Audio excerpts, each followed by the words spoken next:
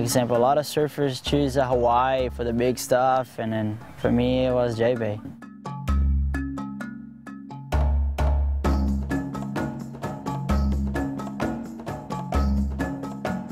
It's pretty rad going into, J-Bay every year and just seeing the town growing, and you kind of come up over this hill where you can see the whole point.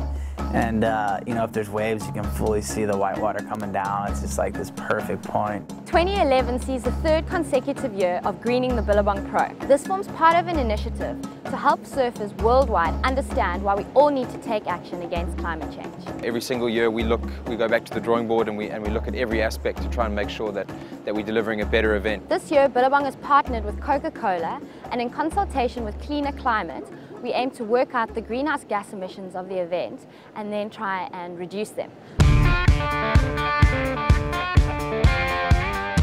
The logistics of the event are really taken care of by the whole Billabong local marketing team. So everyone takes a segment of the event and takes full responsibility for it, being greening, logistics of the event, the media, the partners, the branding.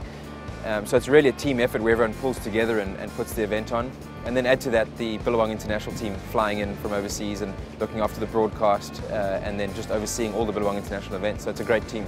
It is started off in 1984. Sharon hosted this small little contest at Jeffreys Bay.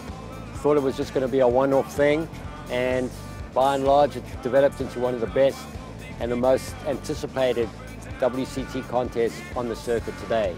J-Bay is one of those towns where the whole town's grown because of their surf break, I think. It's a really small little town, but every year we go back, it's just multiplied.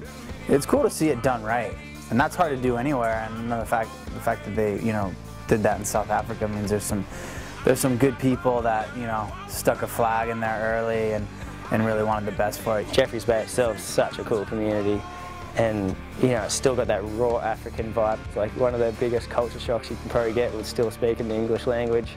Welcome to Jeffreys Bay! When we first came to J-Bay, we never even surfed super tubes. No leg rope. Now, at my age, especially when it's big and a bit of a northwest on it, it gets a little bit beyond the fun zone for me. Being a local, when the Billabong Pro comes into town, there's a big vibe and there's a buzz in town, and it's pretty exciting, and you see all the guys you get to see on the webcast and whatnot pulling in. But you also get blown away by the standard of the surfing. You think you're surfing the wave all right, and then you paddle out and then Parker comes and he does some Rio in a section that you thought was not even possible. So it's pretty amazing checking what can be done.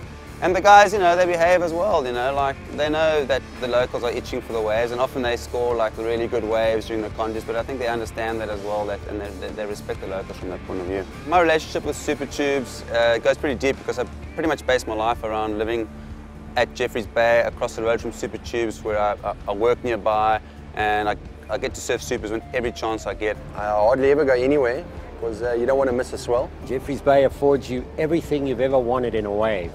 It's a wave, it's always a challenge. If it's 2 foot or if it's 8 foot, it's always a challenge. It's not a do or die challenge, but it's still a challenge. We've got unbelievable scenery. You can go see lions one day and get amazing waves the next day. I love the food in Africa too, the seafood. There's a couple of seafood restaurants that I just think about all year. It's actually one of the better places the atmosphere of the cliff line, just to sit there and watch the contest. It's pretty sick, and it's it breaks 10 meters off the rocks half the time. And it's rad to see a whole town, 90–95% is there because of that wave.